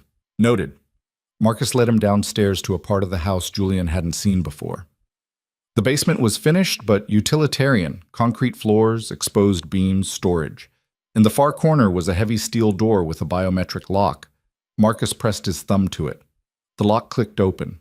Inside was a room about 12 feet square. No windows. Reinforced walls. Shelves stocked with water, food, medical supplies. A cot in one corner. A radio on a small desk. "Stay here," Marcus said. "That door is rated to stop pretty much anything short of a direct missile strike. You'll be safe." "What about you?" "I'll be fine. I've been shot at before." Marcus tried to smile. Mostly I've been missed. He closed the door. Julian heard the lock engage, and then he was alone. The room was soundproofed enough that the gunfire outside was muted, distant. Julian sat on the cot and put his head in his hands. His grand gesture had accomplished nothing except nearly getting himself killed and forcing Adrian to expose himself to save him. Stupid. Marcus was right. It was the stupidest thing he'd ever done. But it had also been the first time in months that Julian had made a choice that wasn't about fear or obligation or numbness. He'd chosen to act, even if the action was reckless. Maybe that meant something. The minutes crawled by. Julian checked his phone. No signal down here. He looked through the supplies, found a bottle of water, drank half of it, paced the small space, sat back down. He had no idea what was happening upstairs. Then he heard it. A new sound cutting through the muffled noise of the firefight. A rhythmic thumping that grew louder. A helicopter. The cavalry Sarah had called for. The gunfire intensified for a moment, then began to fade. Julian pressed his ear to the door, listening. Shouts, engines, the helicopter growing closer, then silence. Julian waited. 5 minutes. 10. The silence held. The lock clicked. Julian jumped back as the door opened. Adrian stood there, alive and unhurt. There was dirt on his coat and his hair was disheveled, but he was intact. "It's over," Adrian said. Julian let out a breath he didn't know he'd been holding. "They left?" "They ran. FBI showed up in force. Helicopter, ground units, the works." Adrian stepped into the room. Turns out the prosecutor was tracking Volkov's people after he made bail. When they mobilized toward this location, she mobilized too. "So we're safe?" "For now." Adrian looked exhausted. "They arrested 8 of Volkov's men. The rest scattered. We'll find them." Julian stood. "I'm sorry for running out there. That was incredibly stupid and borderline suicidal," Adrian finished. "But also brave, in a stupid, suicidal way. I thought if they had the folder, they would have killed you and kept coming anyway. Volkov doesn't want the evidence back, Julian. He wants everyone who has it dead." Adrian's expression was serious. This isn't over. He's still out there, and he's still desperate. "What happens now?" "Now we give the FBI everything. The folder, the thumb drive, your testimony. We build a case so airtight that Volkov dies in prison." Adrian met his eyes. "And you decide if you trust me enough to see this through." Julian thought about the past 2 days. About being taken from the chapel, brought to this house, protected despite himself. About Adrian throwing himself on top of Julian to take a bullet that hadn't come. About the way Adrian looked at him like he saw someone worth saving. "I trust you," Julian said. It was the truth. Adrian nodded slowly. "Then let's finish this." They went upstairs together. The house was a mess. Broken windows, bullet holes in walls, furniture overturned, but everyone was alive. Sarah was coordinating cleanup. Marcus was giving a statement to an FBI agent. The security team was checking the perimeter. Julian saw his father's folder sitting on the dining table, still intact. Evidence that would destroy what was left of Volkov's empire. His phone buzzed. He pulled it out, expecting another threat. Instead, it was his father. "They told me what happened. They told me you're safe. I'm sorry, Julian. For all of it. I love you." Julian stared at the message for a long time. Then he typed a response. "I know. I love you too." He hit send. Adrian was watching him. "Your father?" "Yeah." "You going to see him?" Julian thought about it. "Eventually, when this is over, when I figure out how to forgive him." He looked at Adrian. "Is that weak? Forgiving someone who screwed up that badly?" "No," Adrian said quietly. "It's human." The FBI spent the next 6 hours going through everything. They cataloged the evidence, took Julian's statement, coordinated with the prosecutor. By the time they left, it was nearly midnight. Julian stood in the library looking at the lake through a window that somehow hadn't been shattered. The water was black and still, reflecting nothing. Adrian appeared beside him, 2 glasses of whiskey in hand. He offered one to Julian. "I don't usually drink," Julian said. "Tonight you do." Julian took the glass. They stood there in silence, drinking and watching the water. "Thank you," Julian said finally, "for saving my life. Again." You're welcome. Try not to need saving quite so often. Julian almost laughed. I'll do my best. The prosecutor thinks they'll have enough to rearrest Volkov within 48 hours. His bail will be revoked, and he'll stay in custody until trial. How long will that take? Months. Maybe a year. Adrian took a drink. But you'll be safe.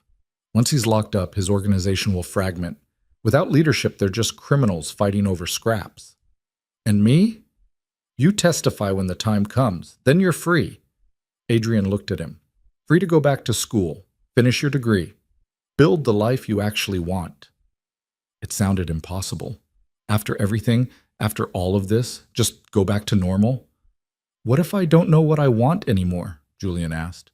Then you figure it out. You have time now. That's what we bought you. Julian thought about that. Time, space, the freedom to choose. He'd forgotten what that felt like. What about you? Julian asked. What do you want? Adrian was quiet for a long time. When he spoke, his voice was different, less controlled, more honest. I want to see you become the person you're supposed to be instead of the person your circumstances made you. It was the most vulnerable thing Adrian had said since they met. Julian didn't know how to respond to it, so he didn't. He just stood there beside him, drinking whiskey and watching the lake, and let the silence be enough. Outside, the security team continued their patrol. Inside, Marcus coordinated repairs. And somewhere in Chicago, prosecutors worked through the night building a case that would end Konstantin Volkov's reign. But in this moment, in this room, there was quiet. Julian set down his empty glass and turned to Adrian. I'm glad you took me from that chapel, he said. Adrian looked at him, something unreadable in his eyes. So am I, he said. And for the first time since his wedding day that wasn't, Julian believed that maybe, just maybe, things were going to be okay. The house fell into an uneasy rhythm over the next 3 days. Contractors came to repair the windows and patch the bullet holes. The security team rotated shifts with military precision. And Julian existed in a strange limbo. Not quite a prisoner, not quite free, waiting for the other shoe to drop. Adrian was different now, more present. He'd started joining Julian for meals, though their conversations remained careful, circling around anything too personal. They talked about architecture, about the lake, about books neither of them had time to read. Safe topics, easy ones.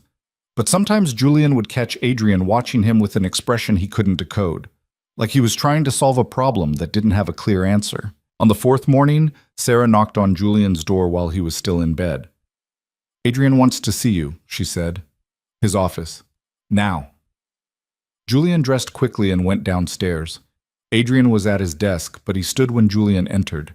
He looked tired, more tired than usual, the kind of exhaustion that came from not sleeping rather than working too hard. Close the door, Adrian said. Julian did. The air in the room felt heavy. What's wrong? Julian asked. Volkov's bail was revoked yesterday afternoon. He's back in custody. Adrian's voice was flat.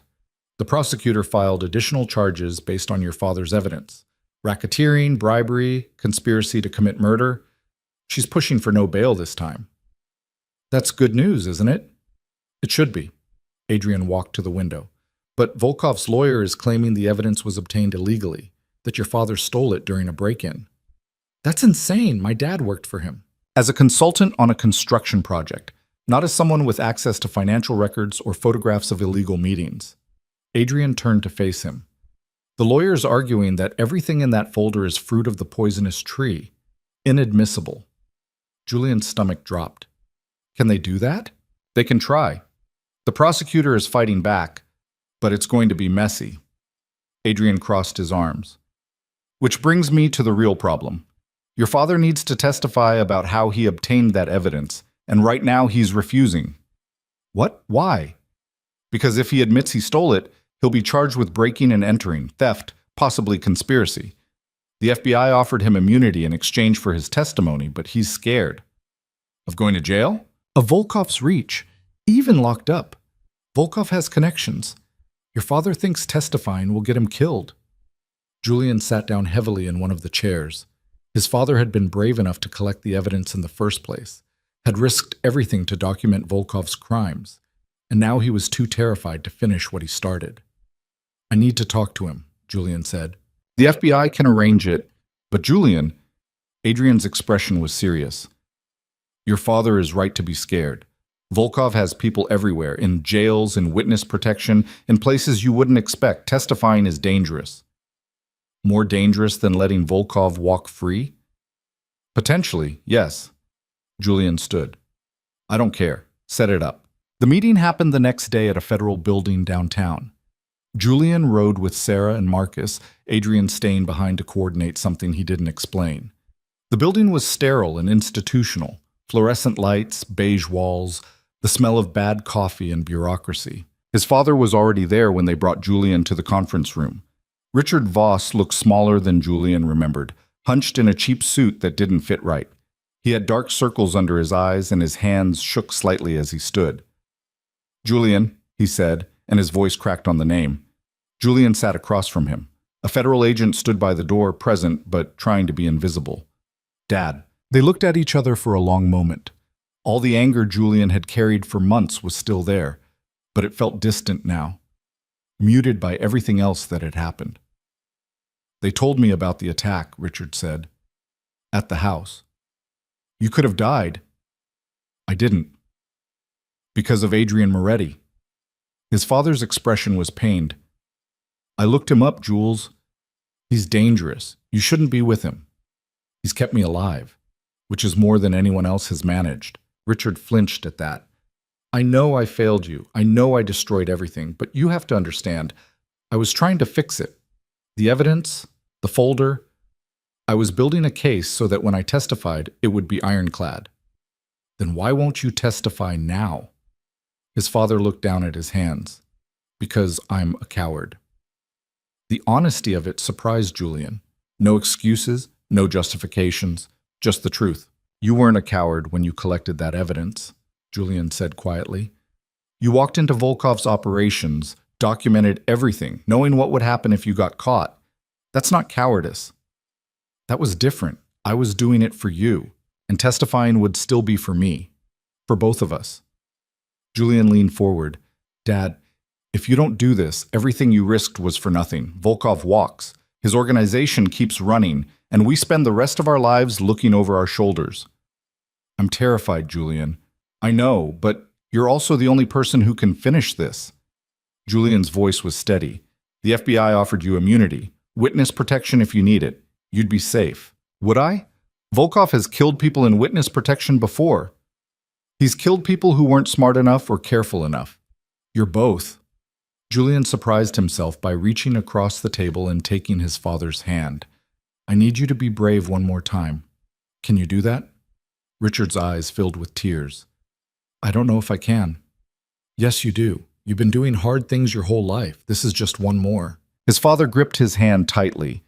If I do this, if I testify, will you forgive me? Julian had thought about this question a lot over the past few days. Forgiveness wasn't a switch you flipped. It was a process, slow and complicated and full of setbacks. I'm working on it, Julian said honestly, but I need you to work on it too, starting with this. Richard nodded slowly. Okay, I'll testify. The agent by the door made a note. The machinery of justice would start grinding now. Depositions, witness prep, all the legal choreography that would lead to a trial. Julian squeezed his father's hand once more, then let go. They talked for another 20 minutes about nothing important, how Richard was holding up, whether he needed anything, mundane details that felt surreal given the circumstances. Then the agent said time was up. Julian stood to leave. Jules? His father's voice stopped him. Thank you for not giving up on me. Julian looked back. You didn't give up on me either, even when you should have. He left before his father could respond. Sarah was waiting in the hallway. How'd it go? He's going to testify. That's good. The prosecutor will be relieved. Sarah started walking toward the exit. And your dad will be okay. The FBI's gotten better at protecting witnesses. Mostly. Mostly? Nothing's foolproof, but they'll do their best. She pushed open the door to the parking garage. Marcus is bringing the car around. They waited in the concrete dimness. Julian's phone buzzed, a text from Adrian. How did it go? Julian typed back. He agreed. He'll testify. The response came quickly. Good. Come home. We need to talk. Home. Adrian had called the lake house home. Julian didn't know what to make of that. The drive back was quiet.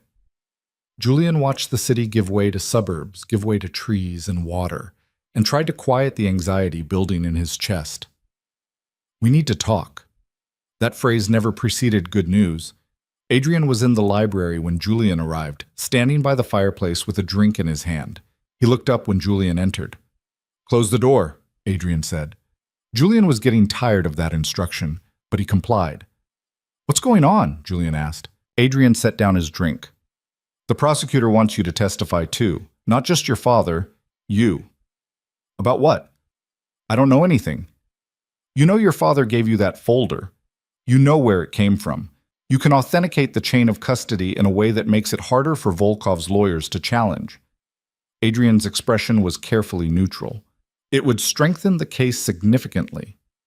But it would also make you a visible target. Right now you're a witness the defense knows exists but hasn't focused on. The moment you testify, that changes. You become someone they need to discredit or silence.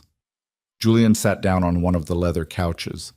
You think they'd come after me again? I think Volkov has nothing left to lose. His organization is collapsing. His assets are frozen. His lawyers are expensive, and his options are narrowing. Adrian walked over and sat across from him. Desperate men do desperate things. So what do you think I should do? I think that's not my decision to make. Adrian met his eyes. I can protect you if you testify. I can keep you safe through the trial and after. But I need to know you understand the risk. And if I don't testify, then the case is weaker but still viable.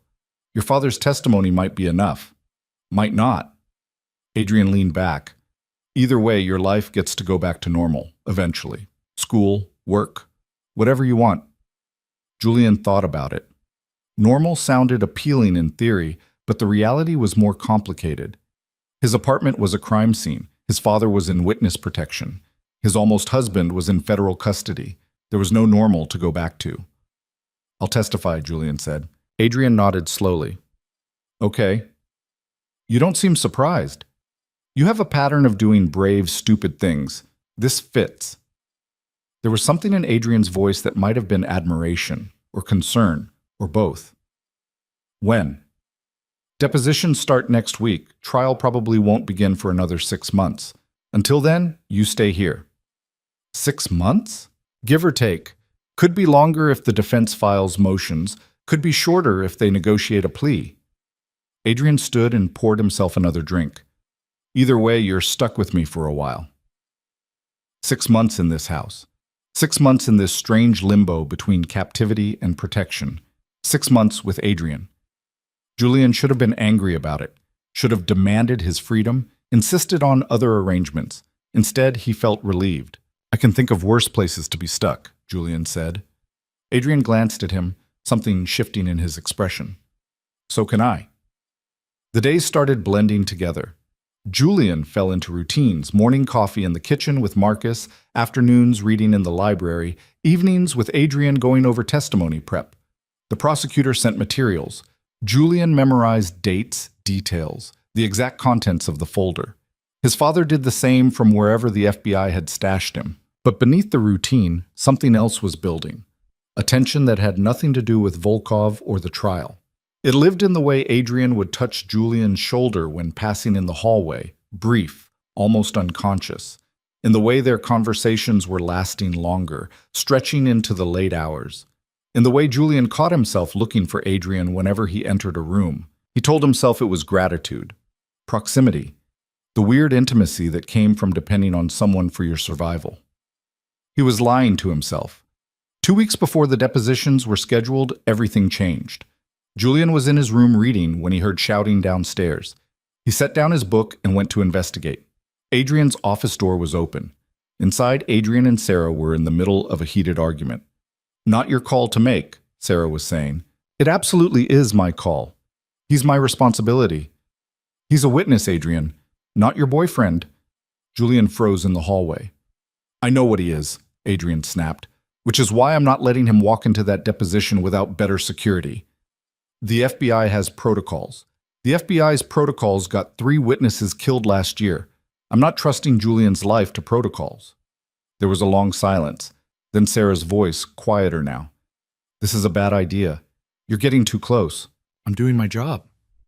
Your job is running operations, not catching feelings for a civilian you pulled out of a bad situation. Sarah? Don't. Just don't. Footsteps approached the door. Julian barely had time to step back before Sarah emerged. She saw him standing there and shook her head.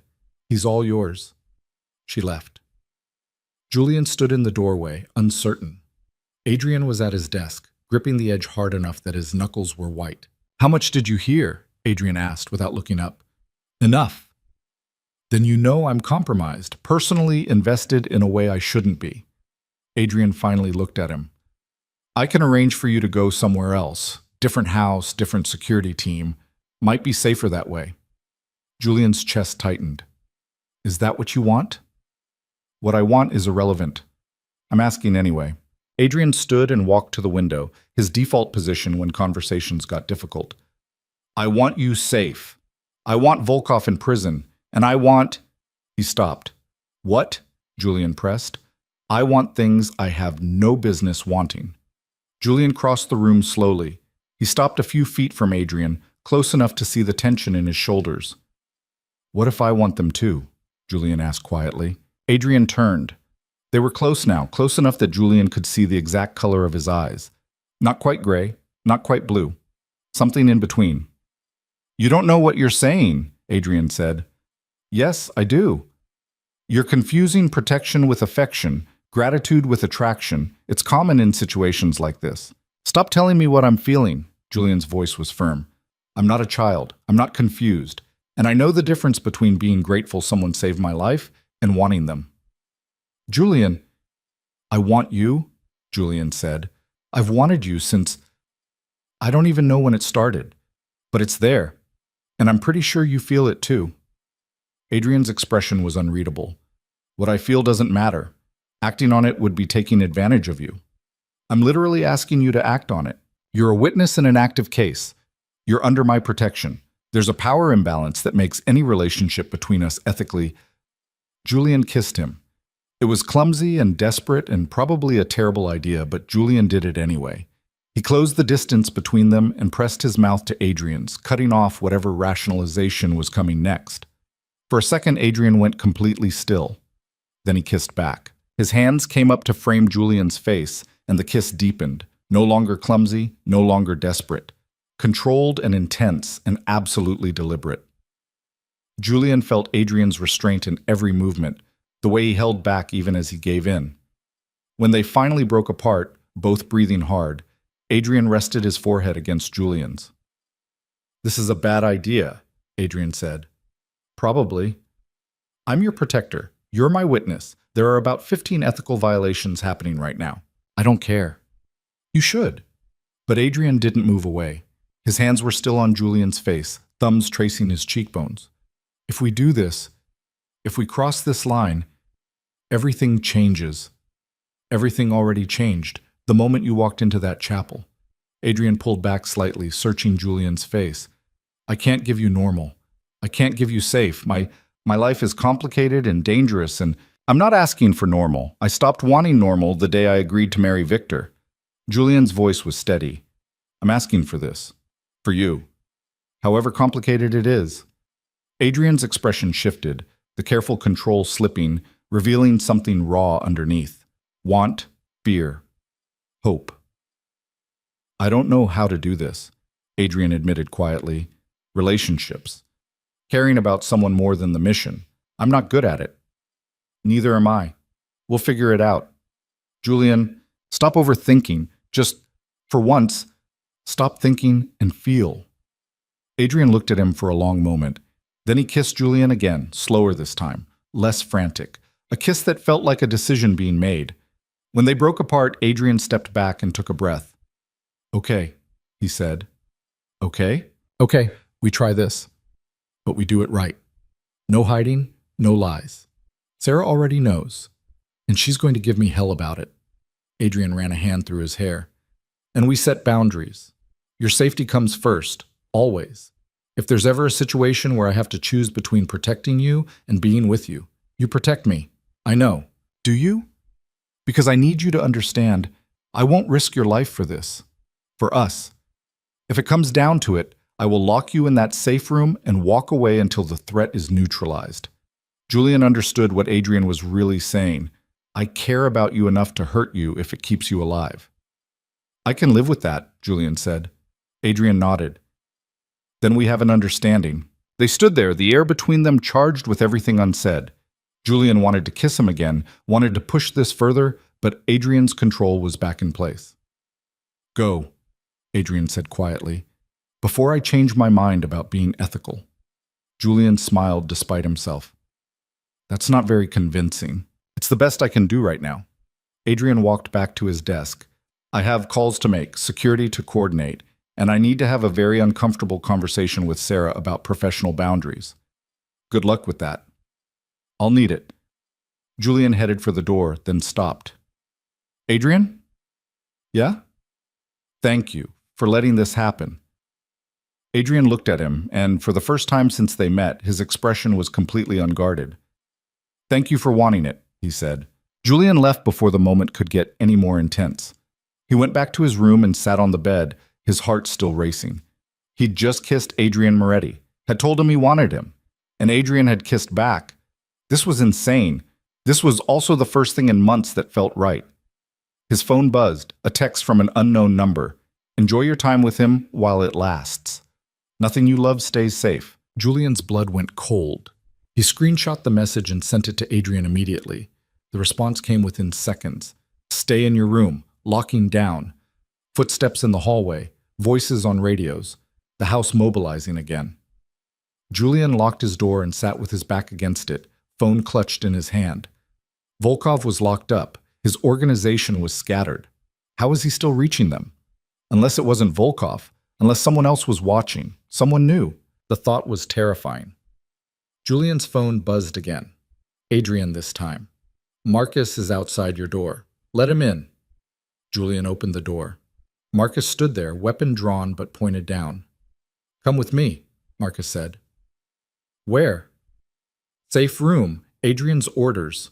Julian followed him downstairs, back to the basement, back to that reinforced room. Marcus sealed him inside, and Julian sat in the silence, holding his phone, wondering whose eyes had been watching when he kissed Adrian, wondering what price they'd both pay for wanting something that was supposed to be impossible. Julian spent 3 hours in the safe room before the lock finally clicked open. Adrian stood in the doorway, his expression grim. Behind him, Sarah looked equally tense. We found him, Adrian said. Who? The person sending the texts, one of my own security team. Adrian's voice was flat, controlled in the way that meant he was furious. A man named David Chen. He'd been feeding information to Volkov's people for the past 2 weeks. Julian stood slowly. Dr. Chen's brother? Cousin. We vetted him when he applied 6 months ago, but apparently not well enough. Adrian stepped aside. He's been taken into FBI custody. They're charging him with conspiracy, obstruction of justice, and about 6 other things. How much did he tell them? Everything. Your location, our security setup, your daily routines. Sarah's jaw was tight. He had access to our communications. He knew about the deposition schedule, the evidence handover, all of it. Julian felt sick. They'd been compromised from the inside. Every precaution, every measure Adrian had taken to keep him safe had been undermined by someone they trusted. Is it over? Julian asked. For now. Adrian looked exhausted. But we're moving you. Different location, different team. People I've known for years, not hired help. When? Tomorrow morning. We leave before sunrise. Julian nodded. He should have felt relieved. The immediate threat was neutralized. The mole was caught. But all he felt was tired. Bone-deep tired of running, of hiding, of waiting for the next disaster. I need air, Julian said. Julian, just 5 minutes, please. Adrian looked like he wanted to argue, but something in Julian's expression stopped him. The back terrace. 5 minutes. I'll be with you. They walked through the house together, past security personnel who were already packing equipment, past Marcus coordinating the move, out onto the terrace that overlooked the lake. The water was black under the night sky, barely visible except where moonlight caught the ripples. Julian leaned against the railing and breathed in the cold air. Adrian stood beside him, close but not touching. "I'm sorry," Adrian said quietly. "For what? For bringing you into this. For not catching the mole sooner. For—" He stopped. "For kissing me back?" Adrian's expression softened slightly. "No, not for that." Julian looked at him. In the moonlight, Adrian looked younger somehow, less like the dangerous criminal mastermind and more like a man who carried too much weight. "What happens after we move?" Julian asked. "We prep for the deposition. You testify. We build the case." Adrian's voice was mechanical, like he was reciting a checklist. "Volkov gets convicted. You get your life back. And you?" "I go back to my operations, my business, the things I was doing before I walked into that chapel." "Is that what you want?" Adrian was quiet for a long time. "I don't know anymore." Julian reached out and took his hand. Adrian's fingers were cold. "I meant what I said earlier," Julian told him. "About wanting this. Wanting you." "I know.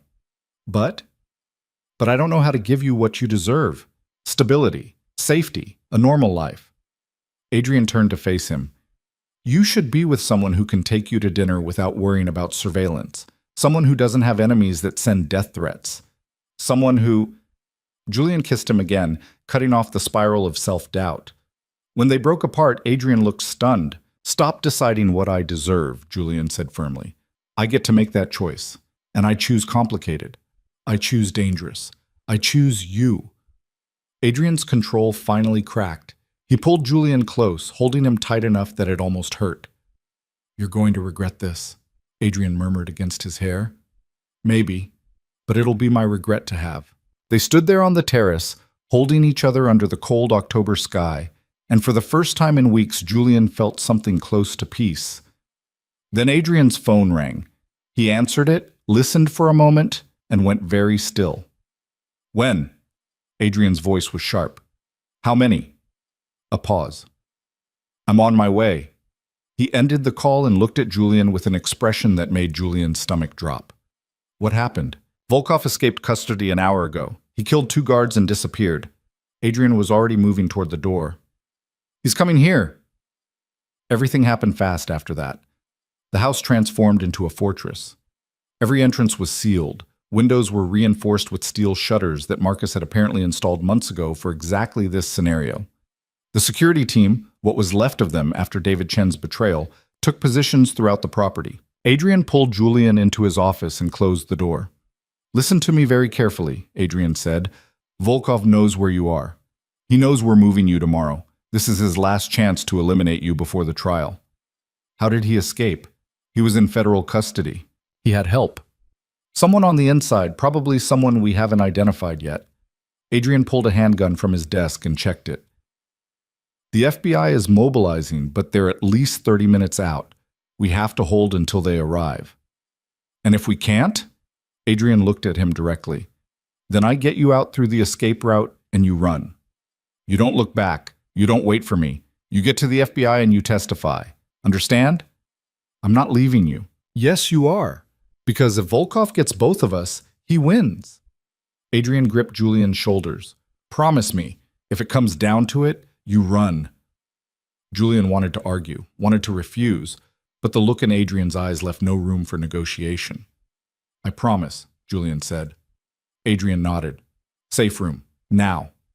"Adrian? Please, Julian. Let me protect you." Julian went to the safe room, but this time Adrian came with him. They sealed themselves inside, and Adrian pulled up a screen showing feeds from security cameras positioned around the property. "He'll come from the water," Adrian said, studying the feeds. "It's the only approach we can't fully cover." "How do you know?" "Because it's what I would do." They waited. The minutes stretched into an hour. Julian sat on the cot while Adrian watched the screens with absolute focus. Then Adrian went rigid. "There," he said, pointing to one of the feeds. Julian looked. At first he saw nothing, just the dark expanse of the lake. Then movement, a small boat running without lights approaching the shore. "How many?" Julian asked. "At least 6, maybe more." Adrian was already on his radio. "Sarah, we have contact. 6 hostiles approaching from the water. Intercept at the tree line. Copy that, Sarah's voice crackled back. On the screen, Julian watched the boat reach the shore. Men emerged, moving fast and low. Even in the grainy night vision footage, he could make out weapons. And in the center of the group, unmistakable even at this distance, was Konstantin Volkov. He came himself, Julian said. Of course he did. This is personal now. Adrian pulled out his gun and checked it again. Stay here. Don't open this door for anyone except me, Sarah, or Marcus. Where are you going? To end this. Adrian moved toward the door, but Julian grabbed his arm. Don't die, Julian said. It came out more desperate than he intended. Adrian's expression softened. He leaned down and kissed Julian, quick and fierce and full of things neither of them had time to say. I don't plan to, Adrian said. Then he was gone, the door sealing behind him. Julian was alone with the screens. He watched the firefight unfold like a silent movie. Adrian's security team engaged Volkov's men at the tree line, muzzle flashes lighting up the darkness. Bodies fell on both sides. The attackers pushed forward with the kind of desperation that came from having nothing left to lose. Volkov himself moved toward the house, using his men as cover. He was heading for a side entrance that Julian recognized, the door that led to the kitchen. Julian's hands clenched into fists. He felt useless down here, watching people fight and die while he hid in a reinforced box. Then he saw Adrian on one of the screens, moving through the house toward that same side entrance. Adrian was going to intercept Volkov directly. The screen showed Adrian taking a position behind the kitchen counter, weapon ready, waiting. The door exploded inward. Volkov came through first, flanked by 2 of his men. Adrian opened fire immediately, dropping one of the bodyguards. The other returned fire, and Adrian rolled behind the counter as bullets tore through the kitchen. Julian couldn't breathe. He watched as Adrian and Volkov's remaining man exchanged fire, both pinned down, both waiting for an opening. Then Volkov moved. He came around the counter from the opposite direction, catching Adrian from the side. Adrian turned, but not fast enough. Volkov tackled him, and they went down hard. The camera angle was bad. Julian could barely see what was happening. 2 shapes struggling on the floor, the sound of impacts, grunts of pain. Then Volkov stood up, and he was holding Adrian's gun. Julian's heart stopped. Volkov pointed the weapon down at Adrian, who was still on the floor. Julian couldn't see Adrian's face, couldn't tell if he was injured or just pinned. Volkov said something. Julian couldn't hear it, but he could read the body language. Triumphant. Final. Volkov's finger moved toward the trigger. Julian didn't think. He grabbed the radio Adrian had left on the desk and screamed into it. Sarah, kitchen, now! On the screen, Volkov's head turned slightly, distracted by the sound. It was enough. Adrian moved faster than Julian would have thought possible. He swept Volkov's legs, and the older man went down. They struggled again, fighting for control of the gun. Then Sarah appeared in the doorway, weapon raised. Konstantin Volkov, federal agents, drop the weapon. Behind her, FBI agents in tactical gear flooded into the house. Volkov tried to bring the gun around toward Sarah, but Adrian wrenched it away. The weapon skittered across the floor. 3 agents tackled Volkov, forcing him down. He fought them, still screaming threats in Russian, but it was over. Adrian stayed on the floor, breathing hard. Sarah knelt beside him. You good? Yeah, I'm good. On the radio, Julian heard Marcus's voice. All hostiles neutralized. We have 4 in custody, 2 down, friendly casualties, 1 wounded, non-critical. It was over, Julian unlocked the safe room door and ran upstairs. The house was chaos, FBI agents everywhere, Volkov being dragged out in handcuffs, security personnel giving statements. He found Adrian in the kitchen, sitting on the floor with his back against the counter. His jacket was torn, and there was blood on his face, but he was alive. Adrian looked up as Julian ran in. I thought I told you to stay in the safe room. I thought I told you not to die. Julian dropped to his knees beside him and checked him over with shaking hands. Where are you hurt? I'm fine. Most of this isn't my blood. Adrian caught Julian's hands, holding them still. It's over, Julian. Volkov's back in custody. This time he won't be getting out. Julian looked into Adrian's eyes and saw the truth there. It really was over. The threat was neutralized. The danger had passed. He started laughing. It was inappropriate and borderline hysterical, but he couldn't stop. Weeks of tension and fear and adrenaline finally breaking through in the worst possible way. Adrian pulled him close, and Julian laughed against his shoulder until it turned into something that wasn't quite laughing anymore. "Hey," Adrian said softly. "You're okay. We're okay." Julian pulled back, wiping at his eyes. "I know. I can't believe it's actually over. Believe it." Adrian stood slowly, wincing. "Come on. We need to give statements to the FBI, and then you need to sleep for about 12 hours. The next few hours were a blur. Julian told his story to 3 different agents. They photographed the safe room, the evidence, the damage to the house. They took Volkov away in a heavily armored vehicle surrounded by federal marshals. By the time the sun came up, the house was finally quiet again. Julian found Adrian on the back terrace, watching the sunrise over the lake. He had a fresh bandage on his forehead and was still wearing his torn jacket. "You should be resting," Julian said. "So should you." Julian stood beside him. The lake was gold and pink in the early light, beautiful and peaceful, like the violence of the night before had never happened. "What happens now?" Julian asked. "Now you testify. Volkov goes to trial, gets convicted, and spends the rest of his life in a federal supermax." Adrian's voice was tired but satisfied. "Your father gets immunity and probably a book deal, and you get to decide what you want your life to look like." "And you?" Adrian looked at him. "That depends." "On what?" "On whether you still want complicated and dangerous when you don't need protection anymore." Julian thought about it.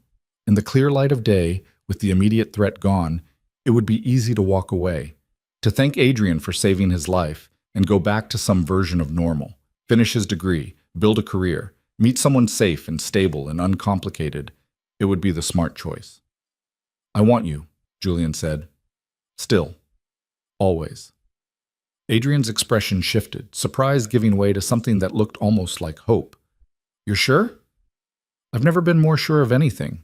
Adrian reached out and cupped Julian's face with one hand. "I'm going to mess this up. I don't know how to do relationships. I'm going to work too much and disappear for days and make you crazy." "Probably." "And my life is dangerous. There will always be risks, always be threats. I know. And I'm a criminal. I do things that are illegal and morally questionable and—" Julian kissed him, shutting down the spiral before it could gain momentum. When they broke apart, Adrian looked dazed. "Stop trying to talk me out of this," Julian said. "I see you, Adrian, all of you. The dangerous parts and the protective parts. And the parts that pretend not to care, but actually care too much. And I still want this." "Why?" "Because you walked into that chapel and gave me a choice when everyone else in my life was making choices for me. Because you're honest about what you are, instead of pretending to be something you're not. And because when you look at me, you see who I actually am instead of who you need me to be." Julian's voice was steady. "That's rare. That's worth fighting for." Adrian pulled him close, holding him tight. "I don't deserve you." "You don't get to decide that either." They stood there as the sun climbed higher, 2 men who'd been thrown together by violence and circumstance and had somehow found something real in the chaos. "I need to ask you something," Adrian said after a while. "Okay. Will you have dinner with me, an actual date, somewhere public where I can take you without worrying about someone shooting at us?" Julian smiled. "Are you asking me out?" "I'm trying to. I'm not very good at it." "Yes," Julian said. "I'll have dinner with you. Tomorrow night?" "Tomorrow night." The trial happened 6 months later. Julian testified for 3 hours, walking the jury through how he'd gotten the folder, what it contained, how his father had risked everything to document Volkov's crimes. The defense tried to rattle him, but Julian had learned a lot about staying calm under pressure in the past half year. His father testified the next day, immune from prosecution, finally telling the truth about everything he'd done. He cried on the stand. The jury looked sympathetic. Volkov was convicted on all counts: racketeering, bribery, conspiracy to commit murder, escape from federal custody, attempted murder of a federal witness. The judge gave him 3 consecutive life sentences with no possibility of parole. Julian watched from the gallery as they led Volkov away. The man looked smaller now, diminished, just another criminal who'd finally run out of luck. Outside the courthouse, Julian's father found him. "Jules," Richard said. They'd seen each other a few times during the trial prep, had slowly started rebuilding something that wasn't quite forgiveness but was close. It was a process, slow and painful and necessary. "Hey, Dad, I'm proud of you for testifying, for being brave. You were brave too." Richard smiled sadly. "I was terrified, but I did it anyway. That's what you taught me." Julian hugged his father. It was still awkward, still carried the weight of everything that had happened, but it was real. "What are you going to do now?" Julian asked. "Witness protection offered me a spot in Montana. Small town, new identity. Start over." Richard looked at him. "What about you?" "I'm going back to school. Northwestern accepted my re-enrollment application. I'll finish my architecture degree." "And after that?" Julian thought about Adrian, waiting for him in a car 2 blocks away. They'd moved in together 3 months ago, a penthouse in the city, expensive and secure, but also warm in a way the lake house had never been. They fought sometimes about Adrian's work, about the risks he took, but they also laughed and talked until 2 in the morning and built something that was messy and imperfect and theirs. "After that, I'll figure it out as I go," Julian said. His father nodded. "I'm glad you found someone. Adrian seems dangerous, complicated, completely wrong for me on paper. I was going to say devoted. He looks at you like you're the only person in the room." Julian smiled. "Yeah, he does." They said goodbye. His father got into an unmarked car with 2 federal marshals, heading toward his new life. Julian watched him go, feeling the complicated mix of emotions that came with loving someone who'd hurt you badly and tried to make it right. Forgiveness was still a work in progress, but they were both trying. That had to count for something. Adrian's car pulled up. Julian got in. "How do you feel?" Adrian asked. "Relieved? Exhausted? Free?" Julian looked at him. "How about you?" "Same." Adrian pulled into traffic. "Your father get off okay?" "Yeah, he's going to Montana." "Good. He'll be safe there." They drove in comfortable silence for a while. Then Adrian cleared his throat. "So, I have something for you," he said. "What?" Adrian pulled over and reached into the back seat, retrieving a large portfolio. He handed it to Julian. Julian opened it. Inside was a set of architectural drawings, detailed, professional, beautiful. Plans for a building he didn't recognize. "What is this?" Julian asked. "A community center. For the neighborhood where I grew up." Adrian's voice was careful. "I bought the lot 6 months ago. I want to build something there. Something that gives kids options besides the kind of life I had." Julian looked at the drawings more closely. They were good, really good. Professional work. "Who designed these?" "A firm I hired. But they're not right." Adrian looked at him. "I want you to design it when you graduate as your first real commission." Julian stared at him.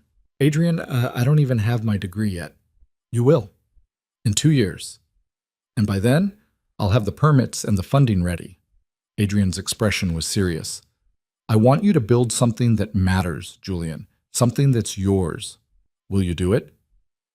Julian looked at the drawings, at the neighborhood that would be transformed by this building, at the opportunity Adrian was offering him. A chance to create something good from everything they'd both been through. To take the skills he'd almost abandoned and use them for something meaningful. "Yes," Julian said. "I'll do it." Adrian smiled. A real smile, rare and genuine. They drove home together, talking about the building, about Julian's classes, about dinner plans. Normal couple things. Domestic things. It was strange how normal felt like a gift now. How the small moments, grocery shopping, cooking together, falling asleep on the couch while watching movies, were more precious than anything Julian had experienced before. He'd started out thinking he was giving up his life to pay his father's debts. Had walked down that aisle resigned to a future of violence and control and emptiness. Instead, he'd found himself in the middle of a war he hadn't started, protected by a man he'd been taught to fear, falling in love in the spaces between survival and testimony. It hadn't been smooth, it hadn't been easy. They'd both made mistakes and said things they regretted, and had to learn how to trust each other through the difficult parts. But they were still here, still trying, still choosing each other every day. 2 years later, Julian graduated with honors. The community center broke ground 3 weeks after that, with Julian's revised designs transforming Adrian's initial vision into something better than either of them had imagined. Julian spent his days at the construction site, watching his drawings become reality, making adjustments and solving problems, and learning how to be the architect he'd always wanted to be. Adrian came by sometimes, watching Julian work with an expression of quiet pride. On the day they held the ribbon-cutting ceremony, the entire neighborhood turned out. Kids ran through the new basketball court. Parents toured the computer lab and the library. Community leaders gave speeches about hope and second chances and building futures. Adrian stood in the back, letting Julian take the credit. But Julian found him afterward, in the empty lobby that still smelled like fresh paint. "Thank you," Julian said. "For what?" "You're the one who designed it. For giving me the chance. For believing I could do this." Julian took his hand. "For saving my life in about 15 different ways." "You saved mine too," Adrian said quietly. "How do you figure?" "Because before I met you, I was just going through the motions, building an empire but not knowing what it was for." Adrian looked around at the building they'd created together. "You showed me there was more, that I could be more than just the person my circumstances made me." Julian kissed him there in the empty lobby, in the building they'd made together, surrounded by the evidence that people could change and grow and create beauty from chaos. When they finally went home that night, exhausted and happy, Julian thought about the wedding that never was. About standing at that altar feeling nothing, ready to give up everything because he thought he didn't have a choice. He'd been wrong about so much back then. Turned out there were always choices, even when it didn't feel like it. Choosing to take Adrian's hand, choosing to testify, choosing to forgive his father slowly and imperfectly, choosing to love someone complicated and dangerous and absolutely worth it. The choices weren't always easy, the path wasn't always clear, but they were his choices to make, and that made all the difference. 3 years later, on a different October day, Julian and Adrian stood in front of a different altar. This one was in a garden by the lake, with a view of the water and the house where they'd both been broken and rebuilt. Sarah was the officiant, licensed online specifically for this occasion. Marcus stood as Adrian's best man. Julian's father, grayer now and sober 3 years, stood beside Julian. There were no gunshots this time, no violence, just friends and the quiet certainty of two people who'd chosen each other through everything and were choosing each other again. When the officiant asked if they took each other, both answered without hesitation, "I do." And this time, Julian meant it with his whole heart. They kissed as the sun set over the lake, and Julian thought about that scared 24-year-old who'd stood at a different altar feeling nothing. He felt everything now. Joy and love and hope and the beautiful weight of building a life with someone who saw him completely and loved him anyway. It wasn't perfect. They still fought about Adrian's work. Julian still had nightmares sometimes about the night Volkov came. They were both still learning how to be partners instead of protector and protected. But they were learning together. And that was enough. More than enough. It was everything. As they walked down the aisle hand in hand, Julian caught his father's eye. Richard smiled, proud and tearful, and full of regret for the past and hope for the future. Julian smiled back. Forgiveness was complete now, not because the past didn't matter, but because they'd both done the work to build something better from the ruins.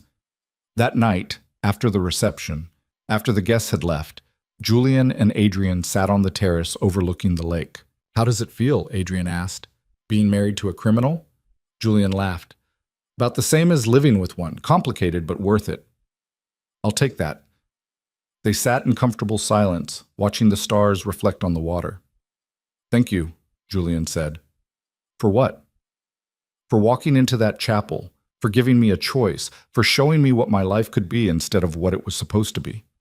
Adrian pulled him close. "Thank you for taking my hand."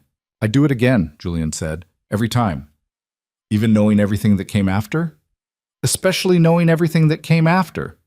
They stayed there until the moon rose high over the lake. Two men who'd found each other in the worst possible circumstances and built something beautiful, anyway. Sometimes love wasn't smooth or simple or safe. Sometimes it came from chaos and danger, and the moment when someone extended their hand and you chose to take it, even when you didn't know where it would lead. Julian had taken that hand, and it had led him here, to this terrace, this man, this life he'd built from nothing but choices and courage and the refusal to give up. It had led him home, And that was the greatest gift of all.